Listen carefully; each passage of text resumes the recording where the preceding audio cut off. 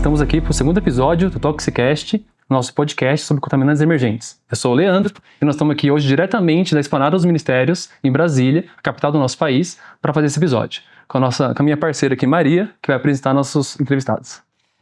Obrigada pela introdução.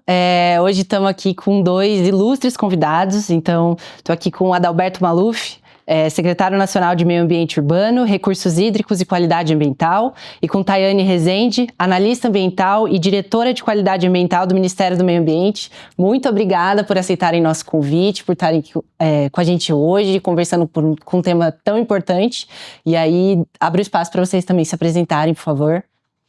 Primeiro, eu queria parabenizá-los, por essa iniciativa de fazer um podcast, uma tentativa de dialogar com a sociedade em temas mais complexos e difíceis, A área de segurança química, contaminantes como um todo, não é um tema que a gente ouve as pessoas dialogando todos os dias, mas impacta a vida de todos, seja pelos contaminantes na água, no ar, no solo, no nosso dia a dia. Então, primeiro, parabenizá-los por essa iniciativa e para a gente aqui no Ministério, que tentamos retomar essa agenda, a agenda de segurança química, que é uma agenda que cresceu muito a nível internacional, mas o Brasil, infelizmente, tinha ficado um pouco para trás. Alguns anos atrás, teve a extinção da CONASC, o Conselho Nacional de Segurança Química.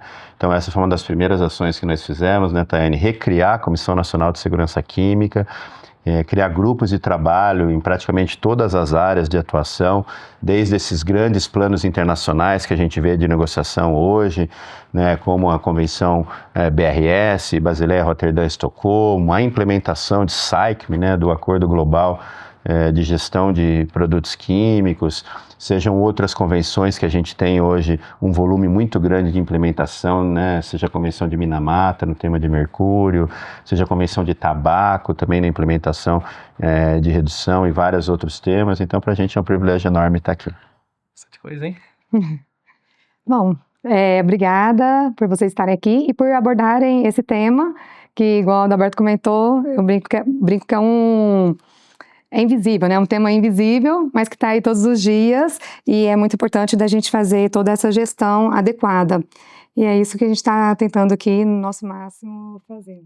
Legal, muito obrigada de novo por aceitarem nosso convite. E já vou iniciando com a nossa primeira pergunta. Então, eu queria saber de vocês como o Brasil tem se posicionado em relação ao enfrentamento dos químicos emergentes no contexto global, principalmente com relação ao cumprimento dos tratados internacionais, como a Convenção de Estocolmo, que você bem mencionou, no controle dos poluentes orgânicos persistentes, e o Global Framework on Chemicals. E adicionando a essa pergunta também, quais são as principais políticas, regulamentações e ações adotadas pelo Brasil em comparação com as estratégias de outras nações? Legal. Primeiro a gente vê que essa agenda internacional de segurança química como um todo, ela realmente ganhou hoje uma dimensão que não se tinha antes, Antes você tinha alguns países líderes, em especial os europeus, que implementaram políticas e agendas no seu país e de alguma maneira eles tentavam ali exportar um pouco dessas ações que eles faziam, E aí a gente viu já um contexto muito grande de crescimento, seja nos Estados Unidos, na China, seja na América Latina como um todo, e o Brasil volta a ter um protagonismo. Então nós estivemos na negociação de SAICM, a última reunião que aprovou a criação do Global Framework on Chemicals, esse acordo global de químicos. Embora ele seja voluntário inicialmente, a gente acredita que o acordo ele vai ser um grande guarda-chuva da implementação de vários projetos. Nós mesmos aplicamos agora recursos desse fundo que foi criado dentro do GFC para poder implementar algumas das nossas ações que a gente pretende fazer. E vários dos compromissos que o Brasil já tinha assumido, seja na Convenção de Estocolmo, Roterdã, Basileia, quase todas essas convenções ratificadas já no ordenamento jurídico brasileiro há décadas, há muitos e muitos anos, a gente viu que, do ponto de vista global, a gente conseguiu ter um aumento de substâncias, que começam a ser reguladas. A própria Convenção de Estocolmo, na última rodada, ali incluiu mais 6 substâncias, de 24 agora para 30. Então, a gente atualizou o nosso NIP, o Plano de Implementação da Convenção de Estocolmo, com uma lista enorme de POPs, os famosos poluentes orgânicos persistentes que precisam ser mitigados, reduzidos ou eliminados no Brasil. Muitos deles entram agora, 2025, né, como prazo de eliminação. Obviamente aí a gente tem todas as tratativas com o setor privado, com outros ministérios, né, para poder regulamentar isso até 2028, a eliminação completa. Esse setor também conseguiu ter apoio internacional bastante significativo, né? A gente está falando de algumas centenas de milhões de reais em projetos já aprovados, em especial dentro do âmbito da eliminação dos POPs, mas também agora novos, né? Em especial a implementação da Convenção de Minamata. A gente também lançou o nosso MIA, né, que é a avaliação inicial da implementação da Convenção de Minamata, também com uma lista enorme de ações que precisam ser feitas. Conseguimos mais 2 projetos internacionais, aí, na faixa de 12, 13 milhões de dólares cada um deles também, para a eliminação do mercúrio, né, seja lá na indústria de cloroálcools, que é a que mais usa mercúrio, seja mercúrio e emissão, por exemplo, de cimenteiras, né, e outras áreas que a gente vem fazendo essa articulação com os diferentes ministérios, que obviamente toda ação para buscar segurança química, eliminação de um produto, as suas alternativas, o custo-benefício desses substitutos, eles precisam ser uma análise muito criteriosa, porque obviamente se eu elimino um produto e não tem um substituto acessível, simplesmente encarece aquele produto ou dificulta aquela política, aquela ação, e aí você pode ter Né? do outro lado coisas piores sendo usadas sem ser aquele. Mas a gente vê, pelo menos a nível mundial, uma tentativa muito grande de avançar na eliminação de agrotóxicos de alto impacto. Agora na Convenção de Roterdã, daqui 2 meses, mais ou menos, a gente vai estar lá na conferência, na COP, a gente vai ver alguns novos agrotóxicos entrando, tanto no anexo 3 em Roterdã, né, que é aquele que não é proibido, mas você precisa do consentimento para poder fazer a comercialização, a transferência desses produtos, e obviamente estando listado ali, ele acaba ficando uma listazinha ali não muito boa, né? Então, certificadoras internacionais e tudo mais. Também Roterdã vai ter um debate importante sobre compliance, né? O cumprimento da convenção, mas em especial em Estocolmo, né? Estocolmo eu acho que a gente tem ali pelo menos uns 6, 7 compostos que vem vindo das últimas COPs.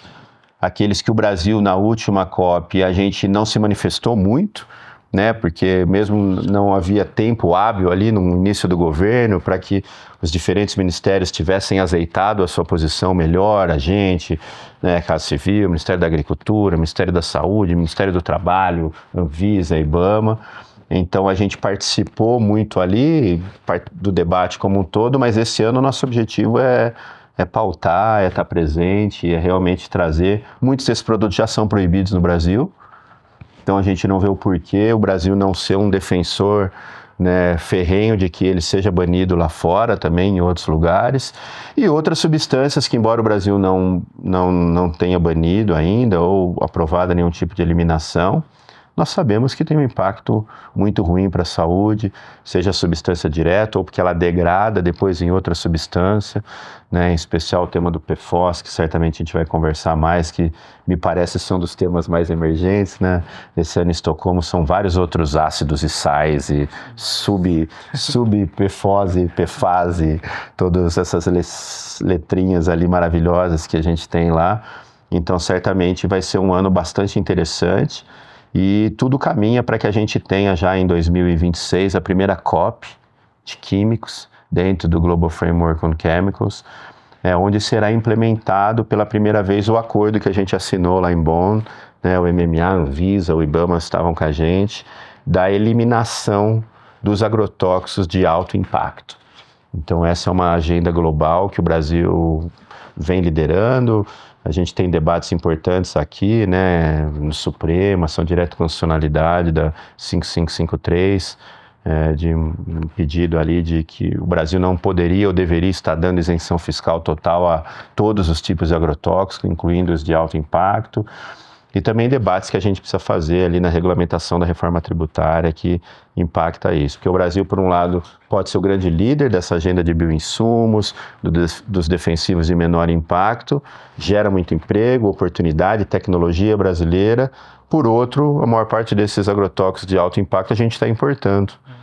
Então não gera renda no Brasil, gera o problema, e a gente tem esse custo de 15 a 17 bi né, que a saúde pública paga todo ano dos agrotóxicos, que no meu ponto de vista não é justo. Não é justo que, né, o cidadão pague via imposto o impacto de um setor que deveria estar, pelos princípios do poluidor-pagador, que a gente tanto sabe, arcando com esses custos. Mas é um debate interessante, é um debate importante, que eu vejo uma sinergia muito grande dentro do governo, né? Eu acho que a Taiane certamente vai falar um pouco do que vem acontecendo lá na CONASC, a Comissão Nacional de Segurança Química. Tem uma presença massiva de todos os ministérios, as reuniões tendem a ser bastante acaloradas e produtivas, e a gente pretende esse ano, né, dentro da CONASC, propor algumas resoluções que vão ter um impacto muito grande, inclusive a regulamentação de segurança química, que precisa vir em função da aprovação agora da política nacional, do inventário e outros temas.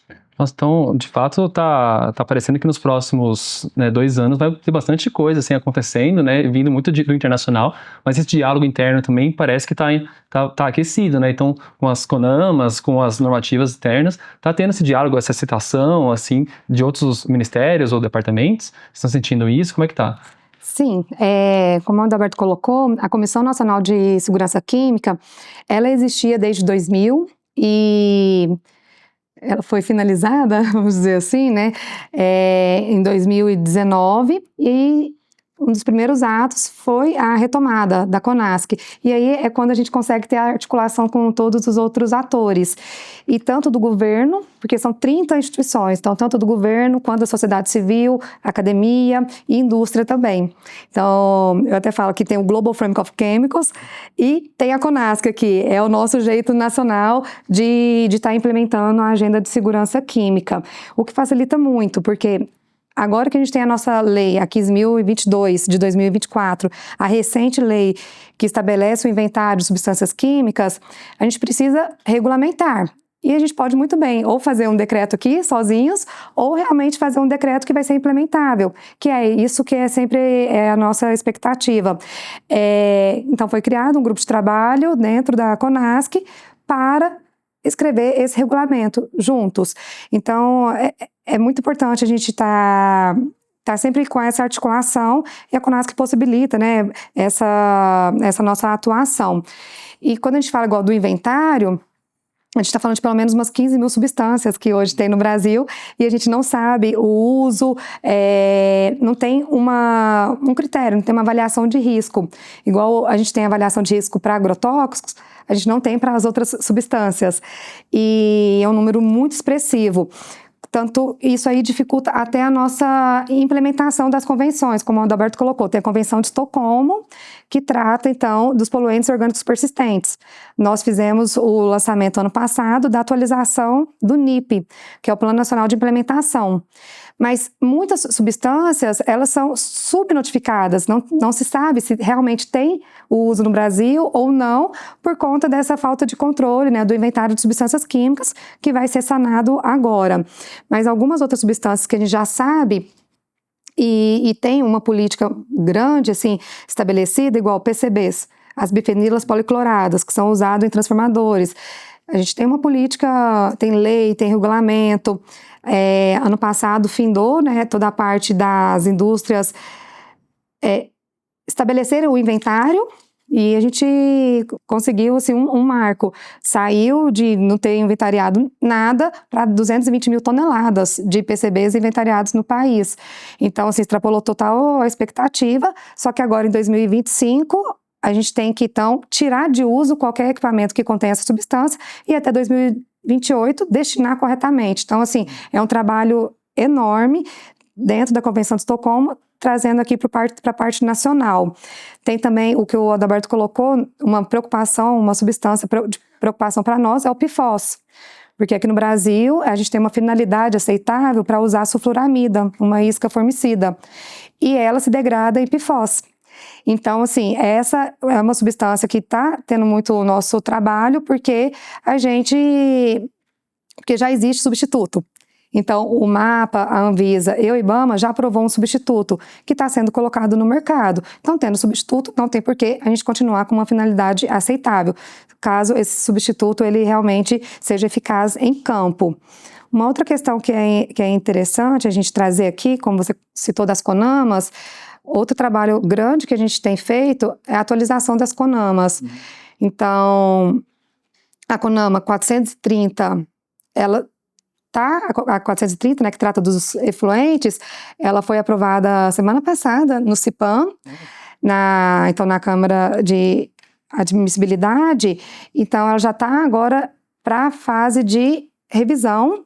A 357 está numa fase, que a 357, então, da qualidade da água, está numa fase ali de análise de impacto regulatório, que a gente está fazendo tratativas junto com a ANA, CETESB, IBAMA e outros atores, porque também é muito importante a gente atualizar ali, e a gente está falando de atualizar, agora trazendo um pouquinho, assim, os parâmetros, novos POPs, então, assim, a convenção, ela vai se movendo, a cada COP, ela recebe, então, é aprovado alguns POPs que precisa estar entrando, então, os parâmetros. Não adianta eu ter um POP ali, né, e eu não tenho um parâmetro para medir. E outra que é importante é 420 de áreas contaminadas.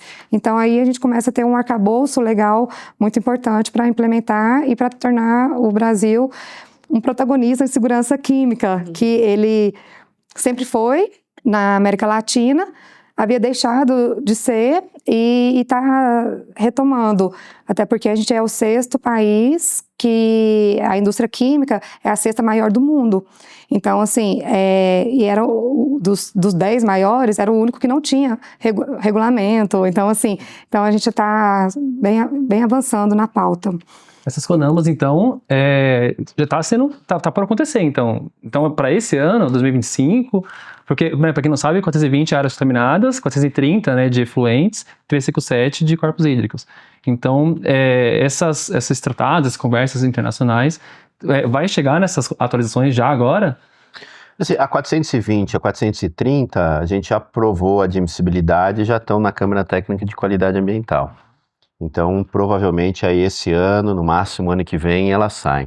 A 357, né, que fala da qualidade da água, enquadramento da qualidade da água, já é um tema muito mais complexo, né? Então, foi uma legislação de décadas que até hoje praticamente nenhum rio conseguiu fazer enquadramento. Então, mas a gente está já quase 1 ano e meio junto com a ANA. O ano passado a ANA fez uma jornada de enquadramento com todos os estados, já tem algumas propostas interessantes na mesa. Análise de impacto regulatório, né, para você propor uma atualização de uma resolução desse porte, ela precisa ser muito robusta e ela precisa incorporar a visão dos estados, porque quem vai implementar uma boa parte dessas ações são os estados. Então a gente está tendo um capricho muito grande no nosso trabalho, seja no PRONAR, Programa Nacional de Qualidade do Ar, que também acabou de ser aprovada a admissibilidade agora. A gente também aprovou agora uma nova proposta de resolução dos episódios críticos de poluição do ar. Então, essas duas são lideradas pelo MMA, claro, a gente é coordenador da Política Nacional de Qualidade do Ar, né, que foi aprovado ano passado, mas a gente precisa dos estados para implementar, porque quem vai fiscalizar, implementar e fazer uma boa parte disso são os estados. Então, a gente está num trabalho bastante profícuo ali junto com os estados de tentar entender, porque muitos estados também veem a importância de avançar algumas políticas, mas eles sentem que tampouco tem recursos humanos ali, financeiros, mas em especial humanos, para abrir algumas novas frentes, né?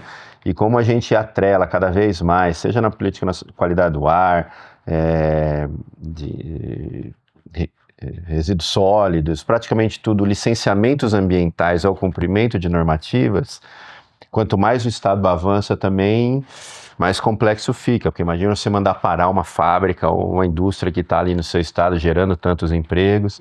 No dia seguinte o prefeito vai ligar: pô, governador, o que vocês fizeram aqui? Eu tenho 200 empregos aqui, vocês querem fechar essa fábrica aqui?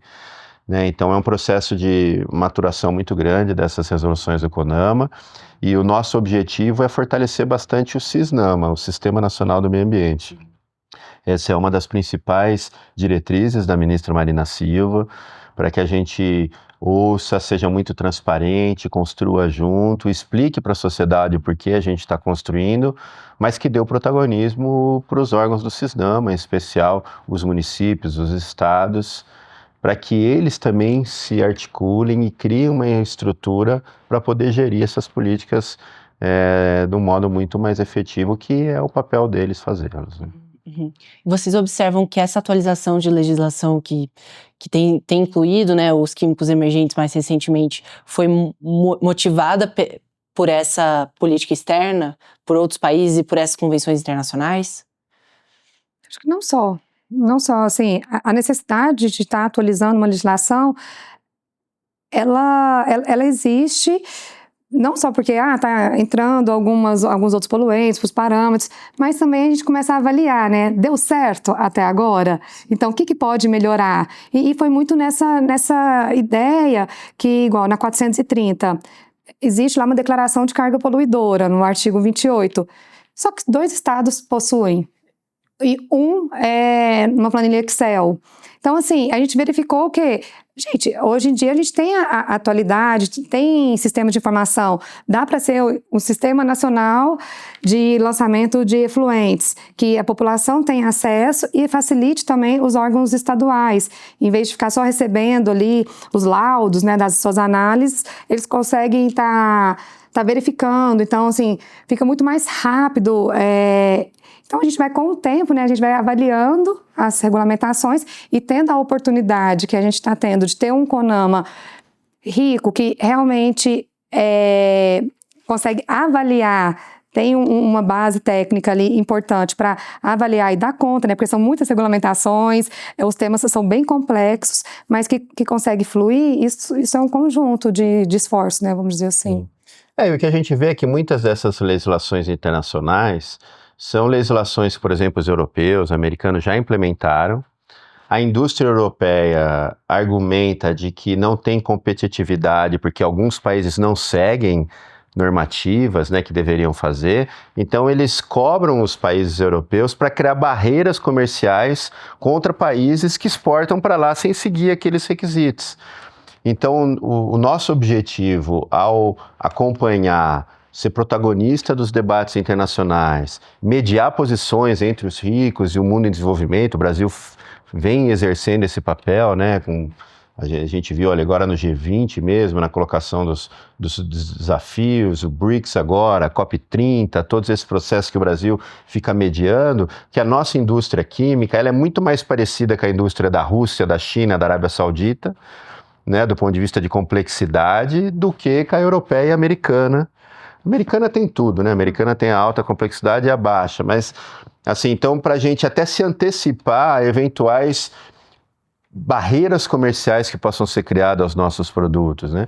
Mas quando a gente vê, por exemplo, quando o Brasil, né, estava buscando ali a entrada na OCDE, a grande maioria das ações que o Brasil não cumpre para poder entrar na OCDE são relacionadas à segurança química, né? Então, ter o inventário, ter o RETEP, né, o sistema de registro e transferência, que é uma prioridade nossa, né, a gente quer que nesses 4 anos de governo entregar o RETEP maduro, né, fizemos agora um processo seletivo para contratar consultores para nos ajudar, a gente acompanhando lá fora o PRTR, né, que é o RETEP lá fora, o grupo de trabalho que o CDE lidera sobre o assunto, você vê que são ferramentas, instrumentos que todo poder público em qualquer lugar do mundo precisa ter. Porque se o poder público não conhece o inventário, não tem o inventário das substâncias químicas que circulam no seu país, não sabe quem transfere para quem emite o quê, a sua indústria, ela emite o que para a água, para o solo, e não dá para ser um papelzinho assinado a caneta e mandado por correio. Né? Eu lembro há 20 anos atrás, meu primeiro emprego, quando eu trabalhei na Secretaria de Meio Ambiente de São Paulo, né? Na época lá com o Eduardo Jorge, e a gente pegou, era aquela coisa do desmatamento, né? O primeiro ano da gestão Marina, a Marina teve lá com a gente na época, junto com o Eduardo, e era coisa para desmatamento histórico, vocês lembram no final, né, do governo Fernando Henrique, ele tinha já subido um monte, aquela coisa toda. Quando o Lula e a Marina, na primeira gestão, assumiram, tinha que acabar com o desmatamento, reduzir o desmatamento. E a gente foi lá pegar os DOFs, né, documento de origem florestal, e literalmente era 2 caixas, assim, umas caixas que os estados pegavam e via um papel. Aí a gente pegava esse papel, porque você não conseguia nem ler. A hora que você via que era fraude, assim, só de olhar o documento. Falava, mas peraí, isso aqui é diferente desse, tá tudo errado. Então, assim, tem que criar um sistema informatizado, documento de origem florestal, para você poder fiscalizar, ter transparência. E o nosso objetivo aqui também. Né? E a entrega do RETEP, esse sistema que vai entender um pouco mais a emissão de poluentes como um todo no Brasil, ele vai salvar vidas. Em última instância, a gente vai melhorar a qualidade da água, a qualidade do ar, né? Vamos deixar de ter áreas contaminadas, órfãos, que acaba depois sobrando para a área pública, né? O nosso orçamento aqui, como Secretaria Nacional de Meio Ambiente Urbano, Qualidade Ambiental, Recursos Hídricos, as atribuições que a nossa secretaria tem são super importantes, impactam a vida de todo mundo, né? E se você não tem a capacidade financeira de entregar aquelas políticas que essas atribuições têm, então a gente tem que, no mínimo, criar um arcabouço institucional para fazer com que aquela atribuição seja compartilhada por todo mundo. E por o Ministério Público, por os governadores, os prefeitos, para saberem. O secretário de Meio Ambiente ele tem que entender que ele precisa fazer o monitoramento dos efluentes nas indústrias que estão na cidade dele. Só que se a gente pega hoje, então a gente está correndo para entregar agora esse ano, né, o Sistema Nacional de Efluentes. Então toda a indústria que tem lá uma outorga, você tem o direito de usar a água ali, aqui, independente de cobrança ou não, mas você tem o direito de outorga, você tem, a prefeitura te deu, o estado te deu, o IBAMA deu para outro e tal, todo mundo tem. A gente não tem isso sistematizado. Então esse sistema nacional, ele vai ser um sistema tempo real que todo mundo vê. Por exemplo, eu sou de Piracicaba, no interior de São Paulo. Começo do ano, né? Todo começo do ano acontece isso. O ano passado foi 2 vezes em julho, quase sempre férias, quase sempre quando o pessoal da CETESB, as indústrias por coincidência sabem quando o gerente da CETESB da regional está de férias. É incrível. A indústria sabe, né?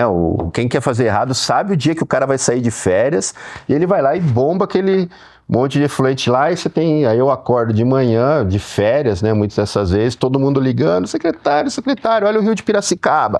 E aqueles vídeos, toneladas e toneladas de peixes mortos. E aí você vê a capacidade do Estado e da Prefeitura de responder é muito baixa.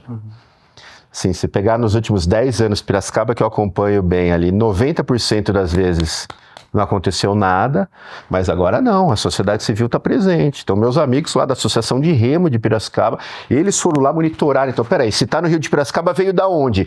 Monitorar os 7 efluentes que chegam e vai, fez aqui. Prefeitura, CETESB, foram lá, pegaram.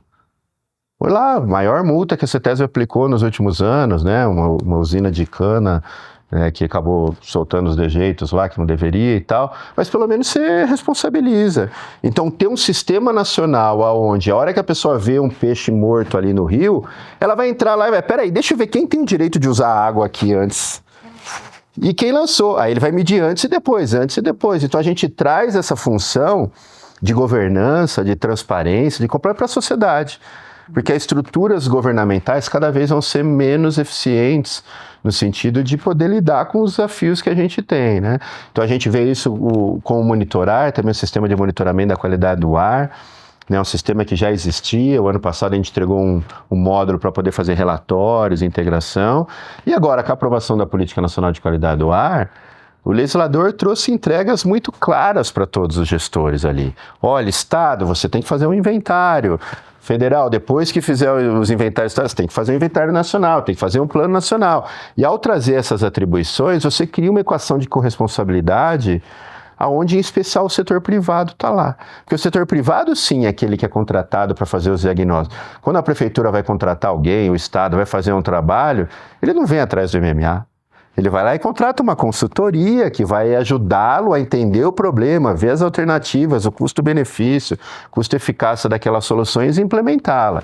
Então, para a gente, quanto mais a gente criar sistemas abertos e transparentes, e depois a gente vai falar um pouco do SINGAC, né, o sistema também de gerenciamento de áreas contaminadas, que pretendemos entregar esse ano, mas provavelmente ele vai ficar no IBAMA, né? A gente entrega o sistema, mas o IBAMA que vai administrar, a gente lidar com problemas reais, né? Como o fato do Brasil ter lá tantas e tantas áreas órfãos, né? Aqui no nosso caso, a secretaria, com aquele orçamento minúsculo que a gente tem, 8% do nosso orçamento, eu tenho que ficar fazendo monitoramento de bacias carboníferas em Santa Catarina. Quer dizer, o pessoal vai lá, extrai o carvão, gera uma energia cara, poluente, impacta a saúde de todo mundo, do trabalhador que está ali. É para acabar aquilo, porque economicamente não é viável, e vem aqui no Congresso, apoia mais subsídio, apoia postergação, deixa todo o problema, aí aquela mina ficou ruim, faz o que com ela? Nada, deixa lá, e obriga o MMA a ficar monitorando.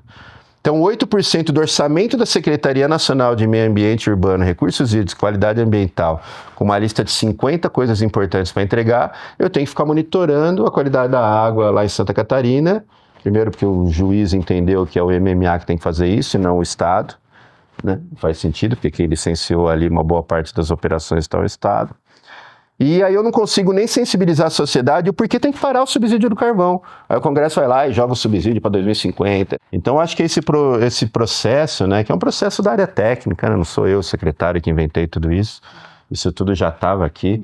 Uma boa parte dessas políticas, né, a gente, essa semana vai ter de novo GT Ross, né, lá na Comissão Nacional de Segurança Química, implementação, uma política que a comissão fez lá em 2014 a 2018, estava pronta para ser aprovada em 2019, o antigo governo não quis fazer, parou, a gente volta agora e simplesmente retoma e aprova. Então a maior parte dessa implementação de políticas de segurança química, todas elas foram maturadas pela área técnica por mais de 10 anos. E a nossa função é simplesmente dar escala e vazão para que elas sejam aprovadas. Então eu realmente acho que esses próximos 2 anos vão ter entregas bastante importantes, né, do ponto de vista de segurança química, que de alguma maneira vai ajudar a sensibilizar o setor privado do papel que ele precisa ter, porque 90% dessas ações são do setor privado e serão lideradas a mudança pelo setor privado, e a própria restauração e, né, erradicação de algumas práticas ali terá que ser feita pelo setor privado. Né? Sim.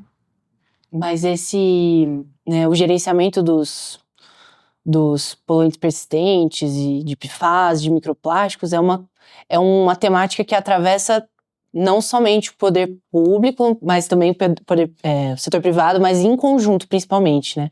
Porque acho que é um problema que a falta de dado, a falta de informação que a gente tem hoje, né, reflete muito na qualidade dos trabalhos que a gente faz, na qualidade, até mesmo no trabalho da consultoria, por exemplo, né, que seria a nossa atuação, assim. A gente esbarra muito na falta de dado, na falta de legislação que está em andamento, etc e tal. Por isso que essa é uma questão que atravessa todo mundo e tem que ser tratado dessa forma, né, mais holística, né, uma questão de todos, né. E tecnológica. Isso foi muito legal que vocês falaram. E é interessante que você colocou e me lembrou que a gente está agora num processo de criação do painel político-científico para químicos, resíduos e prevenção da poluição. Igual tem o IPCC para o clima, já tem o de biodiversidade, então vai ter agora esse painel, que já está na fase final, agora no primeiro semestre, né, eu acho que a próxima reunião já em junho no Uruguai, para a gente finalizar, e aí vai facilitar bastante essa questão de ter, então, as informações em um único ponto. E tratar de segurança química, igual quando a gente vê, tem um Sistema Nacional de Gerenciamento de Áreas Contaminadas. Então é ali, né? É bem local. Só que quando a gente fala de poluentes orgânicos persistentes, ele alcança longas distâncias, que é o caso, então, igual você falou do monitoramento, tem que ser algo conjunto, é o caso que a gente está fazendo agora, um termo de execução descentralizada com a Embrapa para monitoramento desse PFOS e de agrotóxicos também. Porque a gente tem que ter tanto esse olhar, esse sistema que vai pegar, então, os dados do efluente lançado, mas também a gente tem que ter os dados nossos, né, de realmente o que já tinha ali, fazer aquela correlação, uma política pública bem eficiente. Então, por que ali está tendo aquela substância? Ali é uma área, então, de floresta, de pinos e eucalipto. Então, ali está usando sulfuramida. Então, está contaminando até lá o lençol freático, até onde que está indo, né, essa contaminação. Então, assim, são coisas que você necessita ter os dados. A gente espera que tanto esse painel quanto outros sistemas venham a nos ajudar nesse sentido de ter uma visão como um todo, e isso facilita muito. Igual a gente está agora na segunda fase do monitoramento do GMP, que é o Global Monitor of POPs, de pesticidas, e vai monitorar também o mercúrio. Então, você monitora ali, todos os países monitoram pelo menos um ponto, e faz o monitoramento tanto no sangue, quanto no leite materno, que isso aí é algo que o Brasil faz. A gente tem uma parceria enorme com o Ministério da Saúde, a gente trabalha muito em parceria, porque a gente está ali falando realmente da população. Quando a gente fala de substâncias químicas, a gente tem que pensar muito nas mulheres, nas crianças e principalmente na mulher quando ela está naquele período de reprodução e gestante. Tem uma questão que é interessante, que o primeiro filho, né, o que mais é o contaminado, né, que ele pelo leite materno é onde você tira 50% das suas substâncias tóxicas no leite.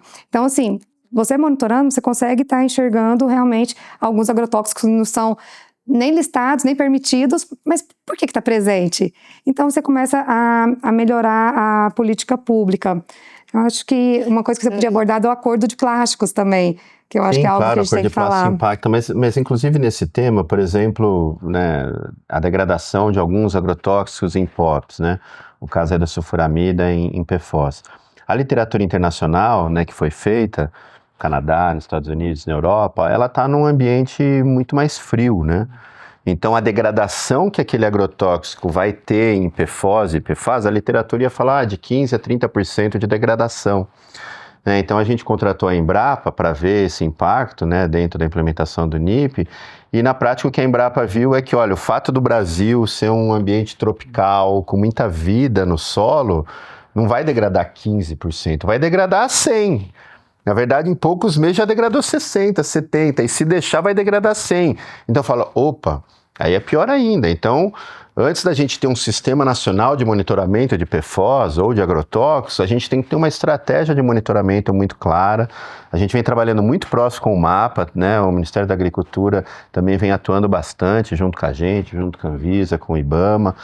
O bom dessas conferências internacionais é que a gente fica lá 2 semanas, todo mundo junto no mesmo lugar, acaba avançando uma boa parte dessas políticas, mas a gente pretende agora em fevereiro, né, Tânia, apresentar essa visão do que seria a Estratégia Nacional de Monitoramento de Agrotóxicos, junto com os outros ministérios, para a gente poder implementar. O ano passado a gente fez também o sistema de monitoramento de mercúrio, né, lá na terra Yanomami, junto com o IBAMA, CESAI, FUNAI, para poder monitorar o mercúrio, seja na água, seja no solo.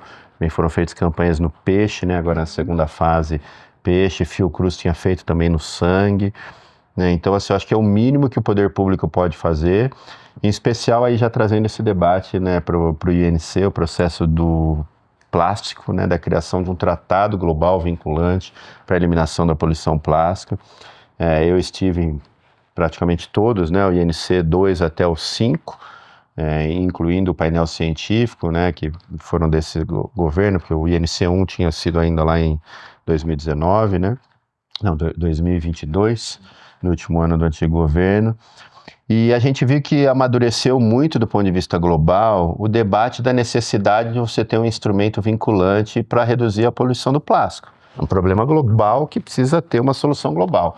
Não adianta, né, a União Europeia, Brasil meia dúzia fazer e o outro. O Brasil, infelizmente, é um dos grandes poluidores de plástico do mundo. A gente tem a 5ª maior indústria, né? Então a gente consome o 4º maior consumidor de plástico. O plástico é um produto maravilhoso, na nossa vida está cheio de coisa aqui com plástico, vai continuar a existir. Mas tem um debate internacional dos plásticos de uso único, né, dos ditos evitáveis. Então, você tem também um debate importantíssimo dos aditivos químicos que estão nos plásticos, muitos deles POPs já proibidos, né? Seja retardante de chama, seja anti-UV, né? Seja bisfenol e todas as famílias ali de todos. A gente já sabe que faz mal, então a gente proíbe uma mamadeira de ter bisfenol tipo A no plástico, mas permite a garrafinha de água que a mesma criança vai beber. Então, é um debate do ponto de vista de segurança química que ultrapassa o debate do meio ambiente. Ele é um debate muito econômico, né? Das alternativas àqueles aditivos. Então, o Brasil vai deixar de usar alguns aditivos químicos para usar outros. Só que esses outros aditivos químicos não são produzidos pela nossa indústria, são produzidos por outras indústrias. Então, tem toda a ciência e tecnologia, o desenvolvimento, as alternativas, o plástico descartável, né, que o mundo quer combater e banir, né, que é uma das áreas que eu acho que certamente vão estar no radar nos próximos tempos. Quais são os substitutos? Claro, você tem o papel, você tem, né, o papelão, você tem... Mas mesmo o plástico de mandioca, o plástico do bambu, o plástico... que o Brasil vai ser líder, né? Porque bambu cresce que é uma beleza no Brasil. Mandioca, então você pega o sertão inteiro, põe mandioca lá, você vai fazer plástico verde para o mundo inteiro. A única empresa do mundo grande que faz hoje plástico verde é brasileira, né? Que vem o plástico da cana. Então, assim, o Brasil, no nosso ponto de vista, e essa articulação com o governo está indo muito nessa linha, né? A gente fica muito feliz de ver isso acontecer, é que o Brasil está deixando de ver essas convenções internacionais como, nossa, que barreiras os europeus querem criar contra nossos produtos, e muito mais ver, como oportunidades de criação de novas economias, de novos produtos, de ser líder dessa agenda, que ao mesmo tempo cria aqui o produto do futuro, cria o emprego associado a essa indústria do futuro, mas também reduz o impacto do ponto de vista ambiental, da saúde, e reduz o custo da saúde pública, porque infelizmente quando a gente fala lá que os agrotóxicos, né, deixam de pagar 16 bilhões, né, por não pagar nada de imposto, e a gente, até a nossa contribuição lá no Supremo foi nesse sentido, que olha, agrotóxico você tem 4 classes, né, ou 5, né, se pegar da vida, vamos falar 4 classes aqui, conforme o IBAMA, altamente impactantes, né, o médio impacto, baixo impacto ou impacto nenhum. Então, assim, o que tem baixo impacto, tudo bem. Mas, assim, a gente não conseguiu implementar uma estratégia ainda efetiva. E o mesmo exemplo de agrotóxicos a gente tem para um monte de outros produtos químicos, né? Que precisa ter essa escala. Então, eu acho que o processo lá do debate de plástico, o Brasil ocupou um espaço muito importante, né? Muito, muito mesmo. Nessas últimas negociações ali, tanto o eixo de financiamento, quem paga a conta, a capacitação, os estudos, porque para a gente ter um inventário de substância química, eu preciso estudar a substância, preciso ver o impacto, né, a exposição, então assim, demora muito tempo que os países vão precisar fazer essa lição de casa, e os europeus já fizeram, né, então a gente já sai um pouco atrás, mas do ponto de vista de segurança e produtos, a gente tem alguns produtos problemáticos mesmo que eventualmente vão ser banidos ou precisam ser restringidos. Então, vamos ocupar esse debate e fazer com que a gente reutilize mais, que a gente faça mais refil, mais reparo, que a reciclagem realmente funcione. Vamos tirar os produtos e os aditivos que inibem a reciclagem, vamos mexer com a coloração do plástico, vamos mexer com os tipos de rótulo, vamos entrar naquela política porque ela é econômica, né? A gente lançou um dado agora, que saiu no Jornal Nacional, lançou no comecinho desse mês, que o Brasil enterra 38 bi. 38 bilhões a gente enterra por ano de produtos reciclados que poderiam estar voltando como insumos da indústria. Então, além dos 30 bi que as prefeituras pagam para recolher o resíduo, sendo que 30% dela ainda está descartando em lixão, deixando essas áreas contaminadas um problema para lá, que a gente espera lidar agora com o Pacto Nacional pelo Fim Humanizado dos Lixões, mas ao mesmo tempo eu estou desperdiçando 38 bi, que se tivesse voltando na economia, faria com que o produto plástico brasileiro fosse mais competitivo para ser exportado. Né, com que um produto mineral brasileiro ali de aço, de alumínio, pudesse ser mais competitivo, porque ao trazer reciclado ele é mais barato, né? Então os processos ambientais, eles são cada vez mais econômicos, mais produtivos, né? E por isso a importância, no meu ponto de vista, da gente ter aprovado ano passado o programa Cidades Verdes Resilientes, que é um programa que integra as ações do Ministério do Meio Ambiente, com o Ministério da Cidade, Ciência e Tecnologia, outros ministérios. E a gente deu um protagonismo muito grande para o Ministério de Ciência e Tecnologia dentro do comitê gestor, né? Aqui no MMA a gente vai presidir esse comitê gestor esse ano, devemos lançar agora na Marcha dos Prefeitos, mas o Ministério de Ciência e Tecnologia, ele tem um papel muito importante em pensar como todos os recursos da ciência e tecnologia brasileira estão sendo usados para entregar missões estratégicas do ponto de vista industrial, econômico e social. Então, integrar as agendas urbanas, climáticas, científicas e sociais não é um processo fácil, mas pelo menos hoje a gente tem um locus. Você tem lá os comitês, as comissões, os ministérios todos lá, uma política muito clara, e a gestão de resíduos e segurança química entrou como um dos eixos prioritários, e para a gente é muito legal ter essa proximidade com que a gente tem junto com o Ministério da Indústria, né? Ver inclusive esse relacionamento muito bom que a gente tem com o Ministério da Agricultura, né, em avançar esses debates, porque mesmo lá no Ministério da Agricultura eles têm clareza dos tipos de agrotóxicos que eles querem diminuir, mas não dá para eliminar de cara, porque tem todo um processo, mas não, vamos diminuir sim, porque a gente quer ter outro tipo de produto aqui. Então, acho que é um processo de construção bastante importante, que a Comissão Nacional de Segurança Química certamente tem um papel importante, E espero que a gente consiga implementar todas essas ideias aí no curto prazo, enquanto a agenda política permitir. Muito legal como isso dialoga, né? Porque no final a conta, né? Uma coisa tem que ser uma coisa holística. Então a conta vai pesar de um lado para o outro, porque químicos contaminantes é um problema de saúde pública. Então é meio ambiente que vai chegar, né, na gente. E aí, para quem está vendo de fora, né, de outros países, o Brasil tem um sistema aqui, né? Vamos deixar isso claro para o pessoal de estrangeiros, que pesa a conta pública de tratamento de saúde, né, de câncer, de problemáticos relacionados aos químicos. Então é muito legal que está tendo essa conversa com todos os atores, inclusive da agricultura, né, que é bem bacana, o Ministério também está aí atuando, para fazer uma solução integrada, que vai na mesma direção e todo mundo indo remando para o mesmo rumo. Então muito bacana que isso está acontecendo. E já encaminhando nossa conversa para o final, né, queria saber de vocês como vocês veem a pauta dos químicos emergentes para o futuro. O que vocês veem como planos para o futuro, ideias que ainda não saíram do papel, que vocês poderiam compartilhar com a gente nesse sentido? Os principais que estão mais pensando. Para o futuro, eu vejo que a gente vai ter que atuar bastante nos disruptores endócrinos e dos poluentes emergentes. Assim, dos HHPs, que são, então, os pesticidas altamente perigosos, é onde que a gente vai ter que atuar muito aqui dentro do Brasil e minimamente nos POPs, os microplásticos também, que não são regulamentados.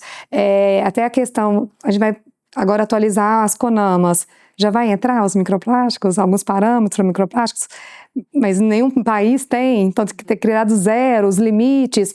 Enfim, eu acho que todos esses pontos, algum outro que é emergente, na verdade que já faz muito tempo, mas que está sendo implementado efetivamente agora, chumbo em tintas, é um problema que já tem há anos, mas a nossa legislação ainda permite 600 ppm, sendo que os outros países são 90. Essa é uma pauta que ficou assim, muito parada, vamos dizer assim, foram 4 anos, mas 4 anos para você recapitular, isso é muito difícil, porque são muitos temas, é uma agenda imensa, tem problemas igual do mercúrio, não era para ser um problema ainda.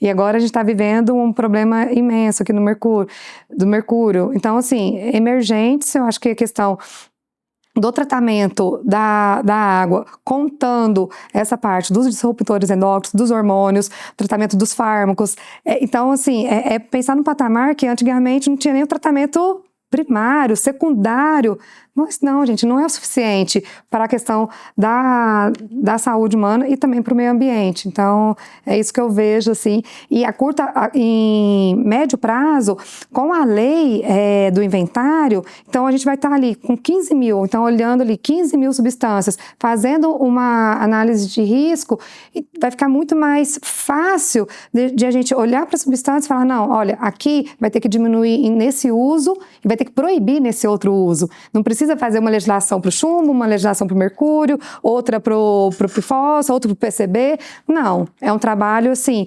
realmente amplo, mas que você consegue priorizar, que é isso que eu acho que a população espera da gente, priorizar os mutagênicos, carcinogênicos, então, assim, os que vai ter um impacto muito grande para os animais, polinizadores, enfim, então são esses critérios que a gente vê ali, tem critérios novos também, que na legislação agora que estão sendo colocados, como por contato. Então, a substância que você está utilizando, mas que ela entra na sua corrente, então, essa nano, vamos dizer assim, partícula, então, até isso você começa a olhar. Então, quando a gente pensa no avanço, a gente pensa numa forma muito mais inteligente, utilizando tudo que tiver que utilizar para esse inventário de inteligência artificial, mas também, assim, pensando como que a gente vai poder viver, né, com todas essas substâncias da melhor maneira, porque são importantes, desde que a gente consiga gerenciar corretamente. É isso. Eu acho assim, aqui como secretário, né, estou nessa posição hoje aqui para dar voz ao que a área técnica pensou nos últimos anos. Eu acho que a gente tem que primeiro entregar esses sistemas todos. Então vamos Sistema Nacional de Efluentes, Sistema Nacional de Gerenciamento de Áreas Contaminadas, Sistema Nacional de Monitoramento da Qualidade do Ar. vários inventários que precisavam ser feitos, então atualização do inventário de dioxinas e furanos, inventário nacional de PCB, né, que a gente terminou agora, inventário nacional de mercúrio. Então, assim, primeiro a nossa função como gestores nacionais da política é criar e entregar todos esses sistemas e inventários que deem um diagnóstico um pouco mais preciso. Mas eu gostaria muito, né, que a gente conseguisse realmente entregar aquilo que estão nos planos de implementação, né? Seja o plano de implementação da Convenção de Estocolmo, seja de Minamata, seja outras ações. A gente vai ter agora recursos, né, para reduzir mercúrio das cimenteiras, da indústria de cloroálcools. Aprovamos mais alguns projetos novos lá de CIP, né, de inventário de químicos, de ações.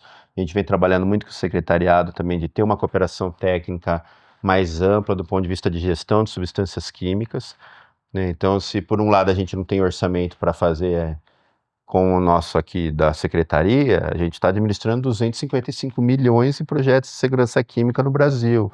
Então, a gente poder alavancar o setor privado para ele dar escala para a implementação dessas ações, eu acho que me parece ser o grande norte, né, que a secretaria vai tentar dentro dessa área para fazer com que o tema ganhe importância. Eu quero que todo prefeito de uma cidade de porte médio, né, todo governador, todo secretário estadual de recursos hídricos, meio ambiente e de agricultura entenda que, inclusive, a sustentabilidade econômico-financeira do negócio dele, da área que ele toma conta, se ela não estiver inserida dentro desses desafios que vão ser trazidos em função do aumento da contaminação de vários desses poluentes que a gente está vendo, infelizmente, por aí, ele vai estar perdendo uma parte importantíssima do diagnóstico. Então, o nosso objetivo é fazer com que todos os atores do SISNAMA, do Sistema Nacional de Meio Ambiente, entendam que essas pautas precisam estar na ponta da língua, né? Um secretário de Meio Ambiente ele precisa saber o que é um PFOS, ele precisa conhecer os POPs, precisa saber quais são as origens das dioxinas, os furanos, tudo que pode ter lá, o que o lixão na casa, se está queimando, o que tem naquele lixão, que tipo de contaminação tem, as indústrias que estão no território dele, por que está ficando mais caro limpar a água na empresa de saneamento dele, né, o fato de não ter ali o controle direitinho no aterro sanitário, a contaminação que tem, como ele vai fazer para tirar o excesso de nitrogênio, isso e aquilo, o impacto vai ser muito maior. Então, assim, a gente precisa que essas temáticas ganhem um grande público. Por isso a importância, né, de um podcast como esse, de vocês debaterem, né? Então, parabenizá-los por trazer esses assuntos. Espero que o grande público consiga cada vez mais entendê-los, né? E a gente fica à disposição também. Então, assim, a participação pública aqui, a gente está à total disposição. Eu acho que vocês vão ter aí nossos contatos para disponibilizar. Nossas reuniões da CONASC sempre são abertas a ouvintes, né? Quem quiser Está no YouTube, né? Ao vivo, pode ver lá. Então, assim, é mostrar mesmo que é um tema internacional, vamos dizer assim, mas que tem um impacto nacional imenso. E a gente está todos aqui, tecnicamente, tendo o apoio da auto-administração, conseguindo implementar, que é o mais importante, né? A gente fica muito feliz de ver que tem tantas pautas, né, no governo atual, então, o que está acontecendo, está movimentando, e do nosso lado, da consultoria, da indústria, né, então a gente também agradece, é muito bacana ter esse diálogo, espero que alcance, né, um bom público, assim, e ficamos disponíveis também, a agradece a Arcas, que está também permitindo que isso aconteça, e espero que toda essa informação engrandeça, chegue em todos os públicos que têm esse interesse na população, de forma geral, e vamos em frente, vamos trabalhar juntos, né, o governo, o setor privado, para fazer isso tudo acontecer. Muito obrigado por esse episódio, gente. A gente que agradece, fica à disposição.